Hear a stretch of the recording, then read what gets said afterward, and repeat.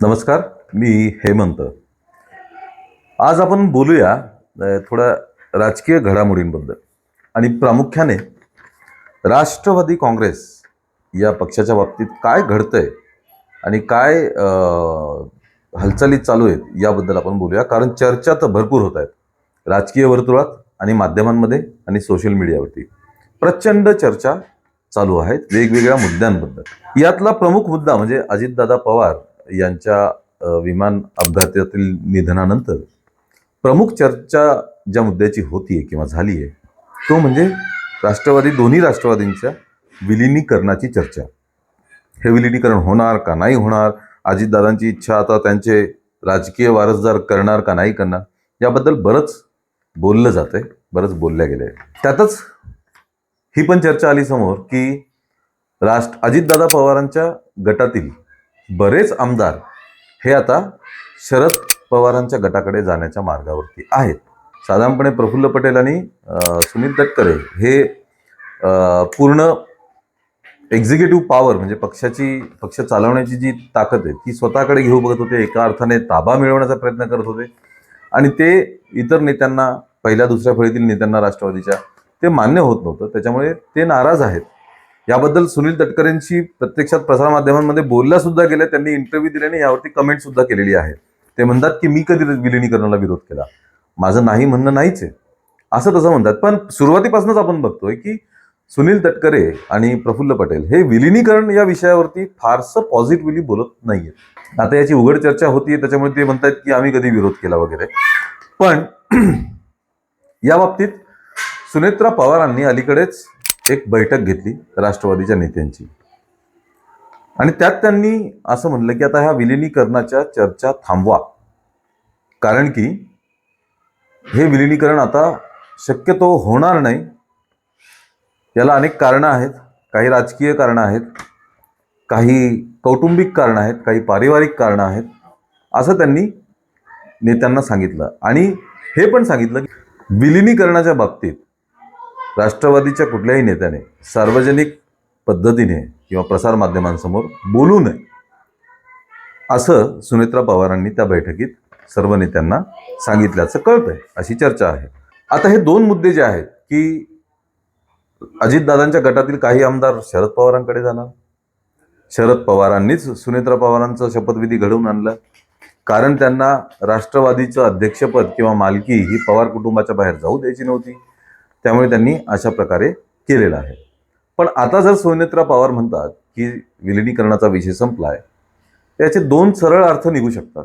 एक, विलिनीकरण करून दोन पक्षाचा एका पक्षात रूपांतर करायचंच नाही. ज्याप्रमाणे पूर्वीचा मूळ राष्ट्रवादी पक्ष फुटून अजितदादा पवार राष्ट्रवादी ही निर्माण झाली होती, ती तशीच राहू द्यायची आणि आमदार जे आहेत ते आता इथनं फुटून शरद पवारांकडे परत जातील का, अशी शक्यता आहे का? कारण तशी शक्यता किंवा अशी चर्चा राजकीय वर्तुळात, प्रसारमाध्यमांमध्ये, सोशल मीडियावरती मोठ्या प्रमाणात केली जात आहे. आणि त्याचप्रमाणे राष्ट्रवादी काँग्रेसमध्ये सध्या हालचाली आणि घडामोडी या घडत आहेत, अशी माहिती प्रसारमाध्यमं सुद्धा देत आहेत.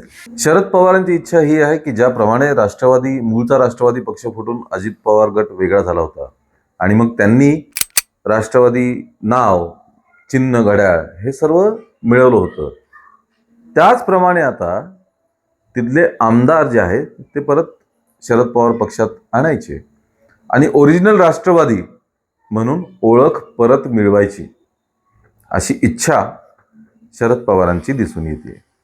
जसं अगदी कालपर्यंत बोललं जात होतं की शरद पवार हे राष्ट्रवादी काँग्रेस पक्ष फोडणार आणि त्या आमदारांना आपल्याकडे आणणार.